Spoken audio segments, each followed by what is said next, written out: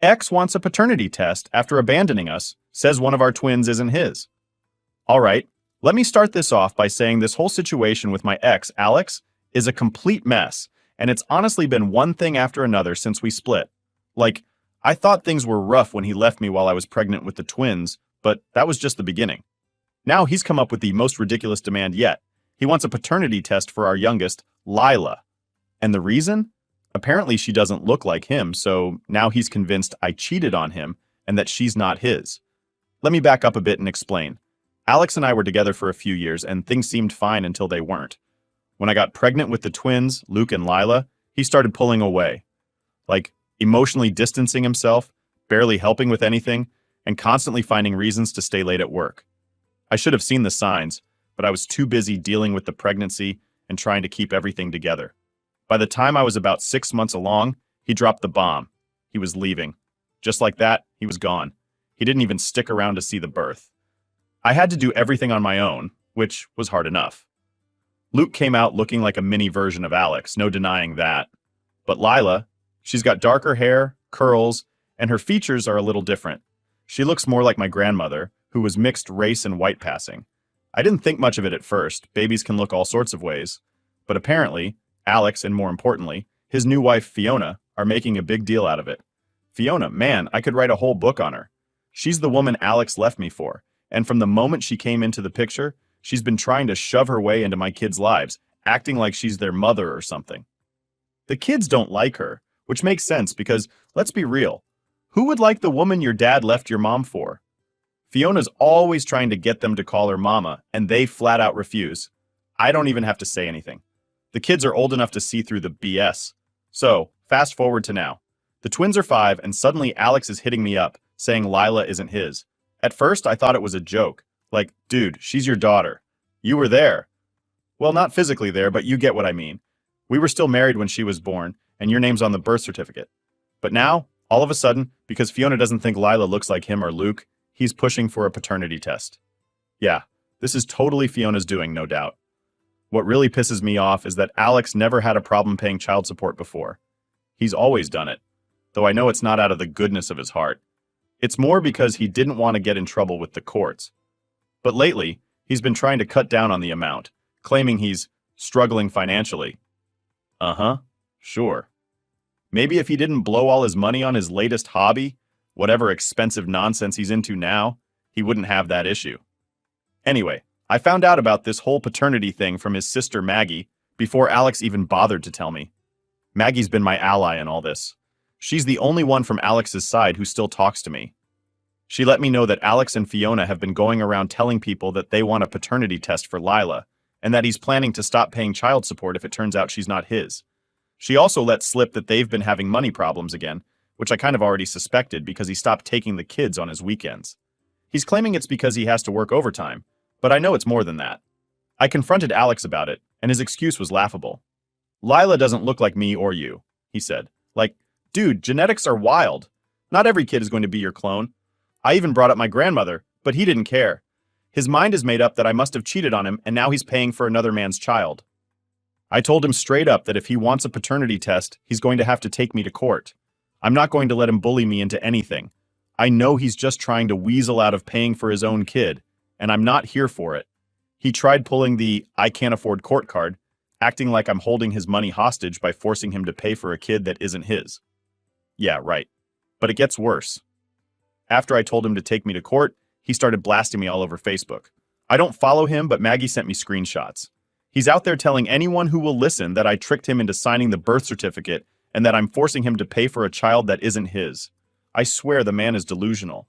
He wasn't even at the hospital when Lila was born, but because we were still married, his name went on the certificate automatically.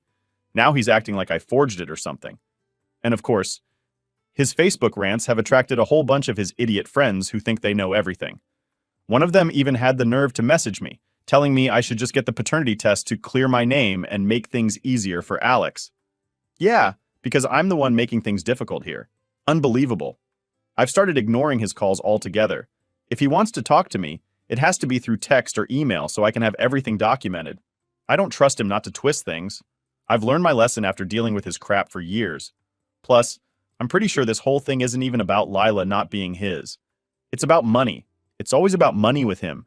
Fiona's probably in his ear telling him to cut his losses and stop paying child support. At this point, I'm so tired of dealing with his nonsense. He left when I was pregnant, barely sees the kids, and now he's trying to rewrite history by claiming one of them isn't his. It's pathetic, really. But if he thinks I'm going to roll over and let him off the hook, he's got another thing coming. I'll fight him on this. Court or no court, I'm not about to let him or Fiona push me around. They can spread all the lies they want, but I know the truth. And deep down, so does Alex. So yeah, that's where we're at. I guess now I just wait for him to either back off or take me to court. Honestly, I'm kind of hoping for the latter.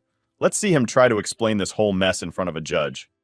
Alright, so things took a turn after that whole paternity test situation with Alex. I thought maybe, just maybe, after the way I shut him down in the last conversation, he'd cool off and think things through. I mean, logically, if I didn't cheat on him, and I didn't, there's no point dragging this mess out, right? But of course, Alex doesn't think logically. He thinks like a victim, and when he's backed into a corner, he lashes out. This time, he didn't come to me directly. Oh no, he's way too much of a coward for that. Instead, he and Fiona went on a full-blown smear campaign against me. It started small, like little jabs on social media, subtle things only people close to us would understand. But then, it escalated fast. He wasn't content with just dragging me online. He had to start bringing family into it. One day I got a call from his dad, Phil. Now, I actually like Phil. He's always been fair with me, even after the divorce. He's great with the kids and has never let Alex's drama get in the way of his relationship with them. So, when he called me, I figured it was just a normal check-in. I wasn't expecting him to be all worked up, practically yelling about the ridiculous stuff Alex had been saying about me to the family. Apparently, Alex had been going around telling everyone that I was cheating on him for the last 2 years of our marriage. 2 years. And not just with some random guy either. He said I had an affair with my former coworker, Steve. First of all, Steve is married with kids, and we were literally just coworkers. We barely even talked outside of work. Second, Alex left me, so this whole cheating thing he's claiming is just insane. Phil knew it was all nonsense, but Alex had been spreading this crap to everyone, including Phil's side of the family. So now, I had to do damage control with the in-laws, who were suddenly thinking there might be more to Alex's story than I was letting on. It's funny how quickly people are willing to believe the worst about you when they're not the ones directly involved. Some of them reached out to me, acting all concerned but really just fishing for more dirt. You know the type, the ones who pretend they care but just want something to gossip about. And then there was Fiona. Oh boy, she's really loving this. She's jumping in, backing up every word Alex says, acting like she's been in the picture longer than 5 minutes. I get that she doesn't like me. Obviously, we were never going to be friends. But this was a whole new level of petty. She even went so far as to tell people that I was trying to trap Alex by getting pregnant with the twins. Like, what? I didn't plan for him to leave me while I was pregnant. I didn't want any of this. But in her twisted mind, I guess it makes sense to blame me for everything that went wrong. To make things worse, Alex started posting cryptic updates on Facebook, the kind where he doesn't name names, but everyone knows who he's talking about. Stuff like, some people are finally getting exposed for who they really are, and can't wait for the truth to come out. He'd reply to comments from his friends like, you'll see soon enough, with a bunch of winky face emojis. It was ridiculous, but I couldn't help but get pissed off every time someone sent me a screenshot. Then, out of nowhere, one of Alex's friends, who I barely know, messages me. He says something like, hey, you should really just get the paternity test. It'll shut everyone up. As if it's just that simple. I wanted to throw my phone across the room. It's not just about the test. It's about the principle. Alex can't just accuse me of cheating because his life isn't going the way he wants. I don't owe him a damn thing, and I sure as hell don't owe Fiona any peace of mind. But this is where things got even crazier. Alex didn't just stop at talking crap about me and pushing for a paternity test. Oh no, he decided to take it up a notch and involve Luke and Lila in this mess. He didn't come to pick them up for his scheduled weekend, which wasn't surprising because he'd been flaking a lot lately. But when I called to ask what was going on, he actually had the nerve to tell me, I'm not taking Lila until you prove she's mine. I was speechless for a second. He was really doing this? Punishing our daughter because of some stupid idea he got into his head? I told him straight up, you don't get to pick and choose which kids you take based on your mood. But he didn't care. He doubled down, saying he wouldn't take her until the test was done. I lost it. I told him, fine, if you don't want to be a dad to Lila, you don't get to be a dad to Luke either. I'm not playing these games with him. I refuse to let him mess with the kids' heads like that, making them think they're only worthy of love if they meet some arbitrary standard he's set. If he's going to be in their lives, he's going to be in both of their lives. But Alex didn't take it seriously. He laughed it off and hung up on me. After that, I called Phil again, explained what happened, and like I expected, he was furious with Alex. He said he'd talk to him, but I knew it wouldn't change much. Alex is stubborn, and once Fiona's got him convinced of something, there's no reasoning with him. The worst part? Luke started asking questions. He's only 5, but kids are smart. He could tell something was off when Alex didn't show up. He asked me why Daddy didn't want to see them, and I had to sit there and try to explain in the simplest way possible without making it sound like Alex was abandoning them. I told him that Daddy was busy, but we'd see him soon. But Luke didn't look convinced, and it broke my heart. I could already see the long-term damage this could do to the kids, and it made me hate Alex even more. All I ever wanted was for them to have a healthy relationship with their dad, and he's the one screwing it up because of his ego. Lila, thank God, is still too young to understand any of this, but I know the day will come when she asks why her dad acted the way he did. And what am I supposed to tell her? That her dad didn't want to see her because he thought she wasn't his? That's a conversation I never should have to have with my daughter. So now here we are. Alex is still holding this stupid paternity test over my head, and I'm just trying to keep things as normal as possible for the kids. It's exhausting. Every day feels like a new fight, and I'm just waiting for the next ridiculous stunt Alex and Fiona pull. But one thing's for sure, I'm not backing down. If he wants to take this to court, fine. But until then, he's not getting away with this crap. Update 1. Alright, so here's where things took a real turn. After Alex decided he wasn't going to see the kids until I agreed to a paternity test for Lila, I thought things couldn't get worse. I figured, okay, maybe he'll cool off, realize he's being a total idiot, and stop dragging the kids into this. But nah, Alex doesn't know how to just let things go. Instead of calming down, he went even further into crazy territory. Out of nowhere, I get a message from Maggie, Alex's sister. She's always been straight with me, and honestly, she's the only one from his family that's kept in contact after all this drama started.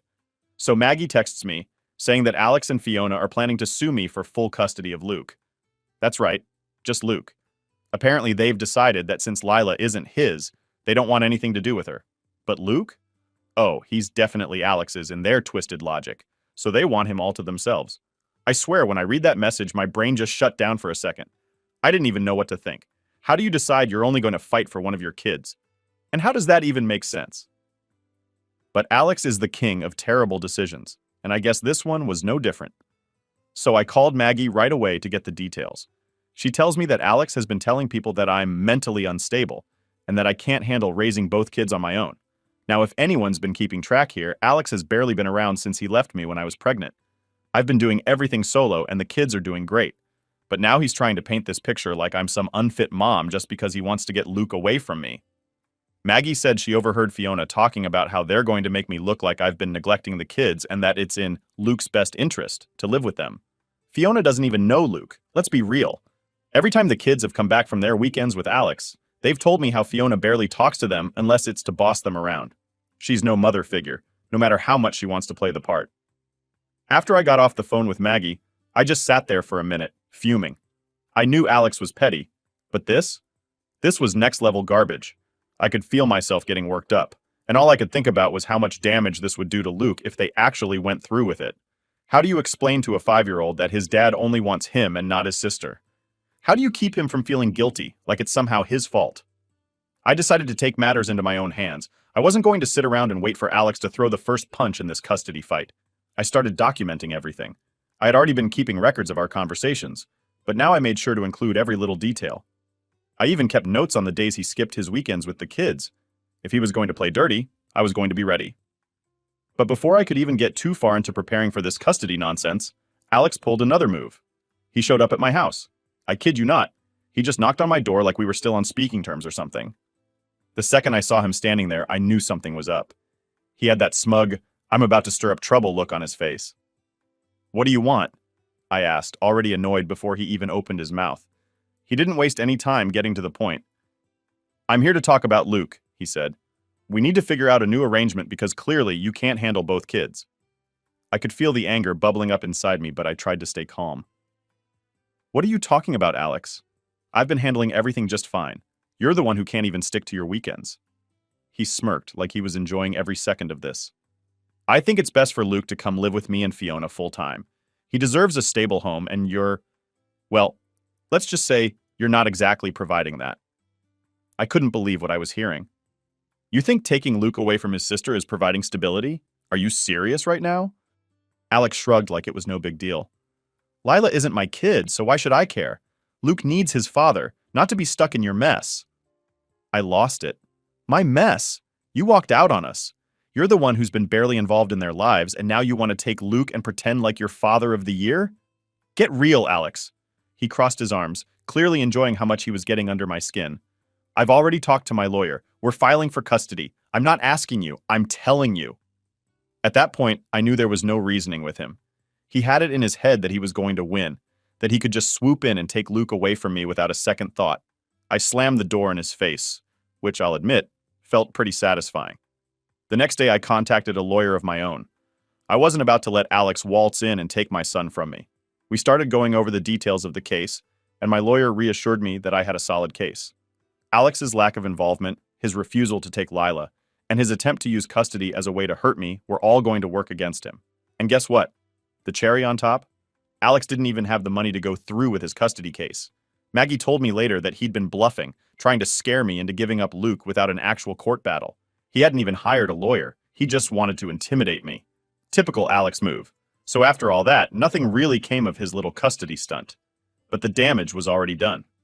Luke and Lila could sense the tension, and I hated that they were being dragged into this.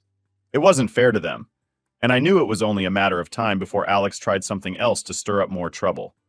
For now, though, I've got my guard up. I'm documenting everything, keeping records, and making sure I'm prepared for whatever Alex and Fiona try to pull next. I'm not backing down, and I'm not going to let them mess with my kids' lives any more than they already have. It's exhausting, but at this point, I don't have a choice. It's just another day dealing with Alex's crap, but I'm ready for whatever comes next. Update 2. So, after all the chaos with Alex trying to get custody of Luke and failing miserably, you'd think things would calm down, right? I mean, how many times can one guy screw up his own life? Turns out, the answer is as many times as it takes for him to feel like a victim. And this time, he went to a whole new level of ridiculous. It started when Luke came home from a weekend with Alex and Fiona, and I could tell something was off right away. Normally, Luke is pretty talkative when he gets back, telling me about everything he did. Usually it's stuff like going to the park or playing video games. But this time he was quiet, almost like he was nervous or scared. I tried to ask him how the weekend was, but he just shrugged and said, "It was okay." That's when I knew something was up. Later that evening, when I was putting him to bed, I asked again, "Luke, is something bothering you? You've been really quiet today." And finally he opened up. He looked down at his blanket and mumbled, "Daddy said that Lila isn't my real sister." I swear I felt my heart drop. "What do you mean, Luke?" He glanced up at me with those big, innocent eyes and said, "He said that Lila doesn't belong in our family because she doesn't look like him." I could barely keep it together. Alex had actually told our 5-year-old son that his sister wasn't really his sister. The anger I felt in that moment was like nothing I'd ever experienced before.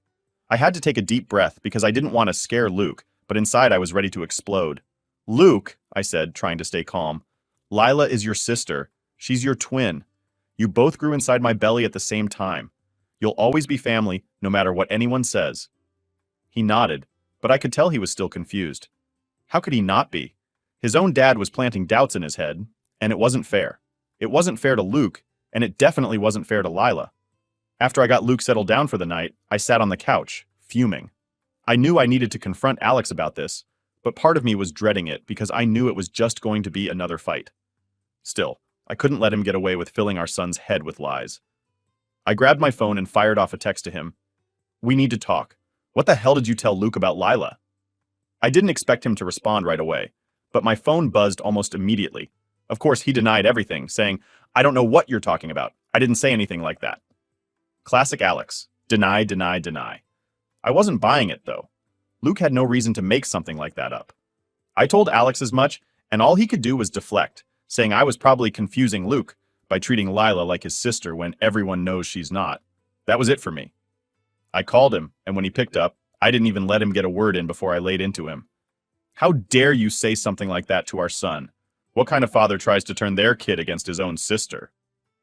Alex tried to play it off, acting all casual like he wasn't doing something horribly manipulative. I was just telling him the truth. He's old enough to understand that Lila isn't really part of my family. I could barely contain my rage. She's part of your family whether you like it or not. You're on her birth certificate. You've been paying child support for her since day one. Stop trying to mess with Luke's head just because you don't want to face reality. He started to argue back, but I cut him off. You're not taking Luke or Lila until you stop this. I'm done with you trying to poison them against each other. That shut him up for a second. But then he pulled his usual victim act. Oh, so now you're going to keep the kids from me? Nice. Real mature. I wasn't going to let him twist things around. No, I'm not keeping them from you. I'm protecting them from your nonsense. If you can't be a decent father to both of them, then you don't deserve to see either of them. He hung up on me after that, which was fine.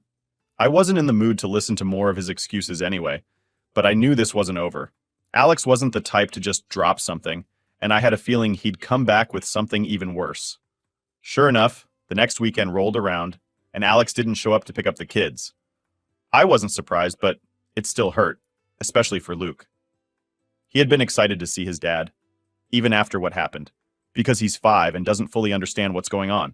But when I had to tell him that Daddy wasn't coming, the look on his face nearly broke me. He just stared at me for a second, then nodded like he was trying to act tough.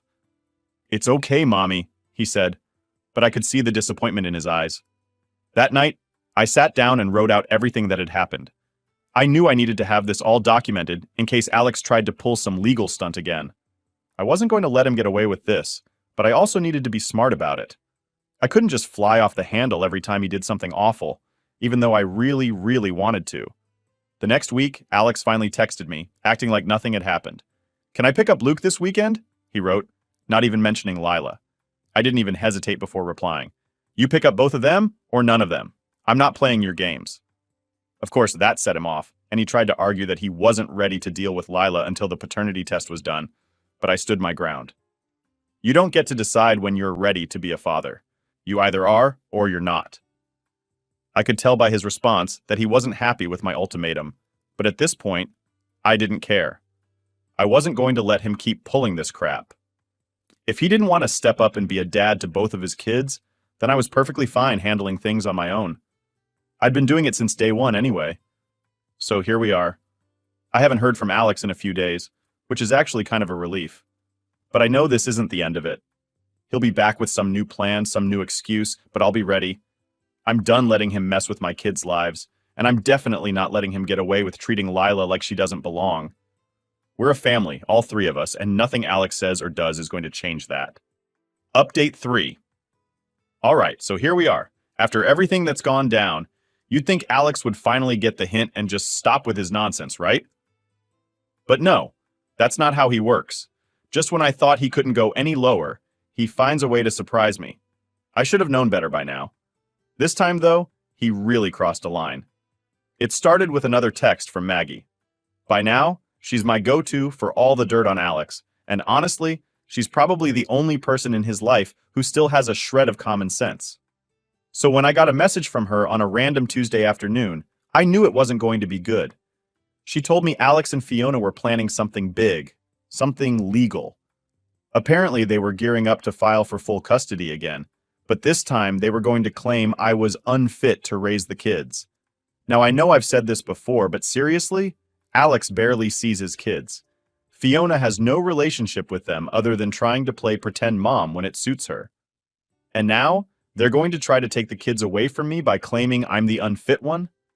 I couldn't help but laugh at the irony, but at the same time, I was furious.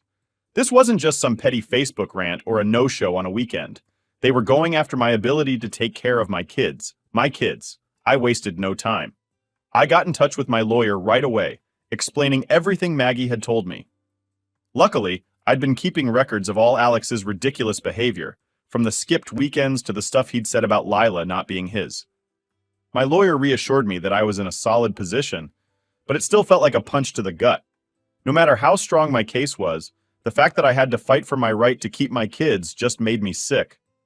The next couple of days were a blur of meetings with my lawyer, gathering more documentation, and trying to act like everything was normal for Luke and Lila. I didn't want them to feel the tension, even though it was eating me up inside. Every time I looked at them, I felt this overwhelming sense of protectiveness, like I needed to shield them from whatever storm Alex was about to bring. Then, it happened.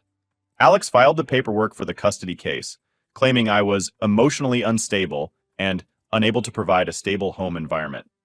I read through the papers, and the lies were just piling on top of each other. He had the nerve to say that I'd been alienating the kids from him and that I was using them as pawns to hurt him. Yeah, because I'm the one who's been skipping weekends and refusing to take both kids. Unreal.